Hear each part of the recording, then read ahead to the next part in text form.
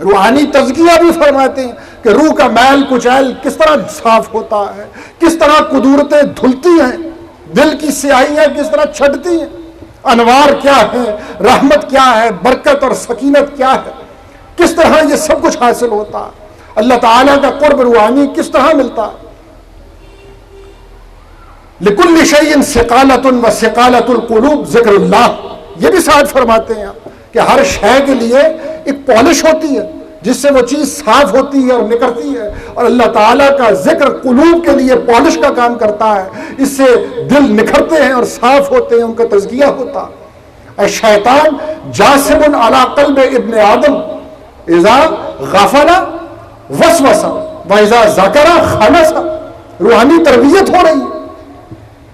شیطان ابن آدم کے دل پر چنگل مار کے بیٹھتا ہے، جب آدمی ذکر کرتا ہے تو شیطان اٹھ کے بھاگتا ہے اس جسم سے، جب آدمی غافل ہو جاتا ہے تو وسوسہ اندازی کرتا ہے، یہی شیطان۔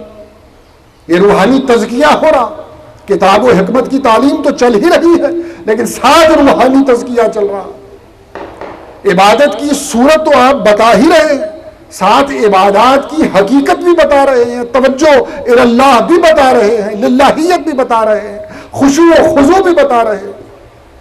قد افلح المؤمنون الذین هم فی صلاتهم خاشعون، صلاۃ میں بات ختم نہیں ہو گئی کہ نماز پڑھتے ہیں، جن کو نمازوں میں خشوع حاصل ہوتا ہے فلاح ان مومنین کو ملتی ہے۔ تو روحانی نشو و نما اور عقلی تربیت یہ واحد انقلاب ہے حضور اقدس علیہ الصلوۃ والسلام کا، جس میں آپ دیکھیں گے کہ دونوں صلاحیتوں کو ساتھ لے کے آپ چلتے ہیں۔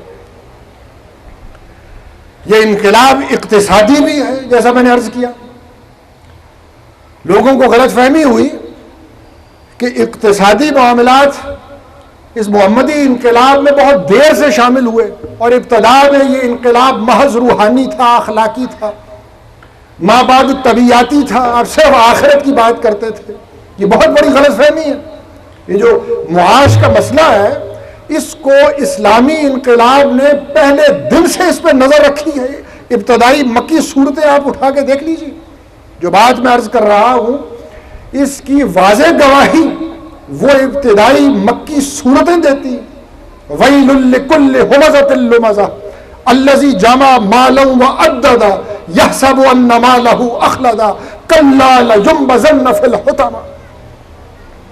ہلاکت ہے ہر عیب چینی اور تانا زنی کرنے والے کے لیے جو مال اکٹھا کرتا ہے اور اس کو گن گن کے تجوریوں میں رکھتا ہے، یحسب ان مالہ اخلدا، اور گمان یہ کرتا ہے کہ اس کا مال اسے لافانی کر دے گا۔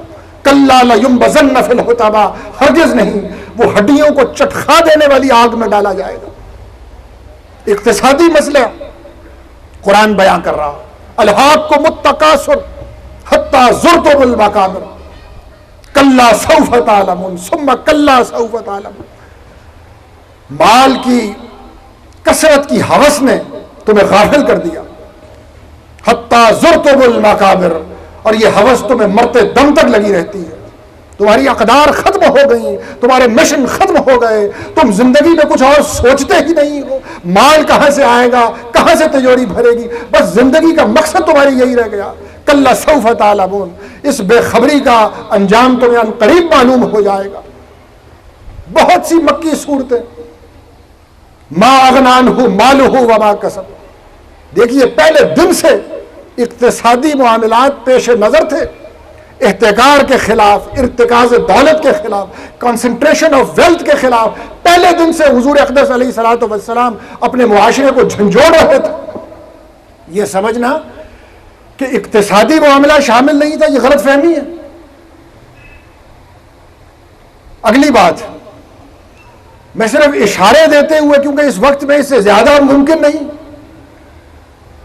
وہ اہم ابھری ہوئی خصوصیات محمدی انقلاب کی۔